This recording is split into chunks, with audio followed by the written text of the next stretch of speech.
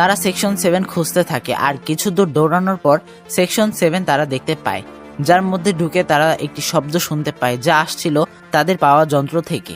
তারপর তারা সেই যন্ত্রটির সাহায্যে বাইরে বের হওয়ার রাস্তা পেয়ে যায়। কিন্তু তারা যখন পথটির কাছে যায় তখন সেখানে একটি স্ক্যানার তাদেরকে স্ক্যান করে, যার পর আস্তে আস্তে সেখানকার সব পথ বন্ধ হতে থাকে। তারা যখন প্রায় চলে আসবে তখন তাদের সামনে পেছনে থাকা দেওয়ালগুলো পড়তে থাকে এবং অনেক কষ্টে একটি ফাঁকা জায়গা বন্ধ হওয়ার আগে তারা বেরিয়ে আসে।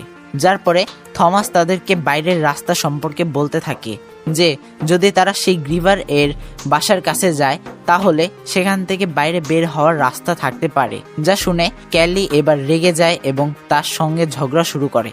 আর তখনই এলভি জেগে যায়, কিন্তু এলভি খুবই ভয়ে ছিল কারণ সেই ভ্যাকসিনটি নেওয়ার পর এলভির সব স্মৃতি ফেরত চলে এসেছে।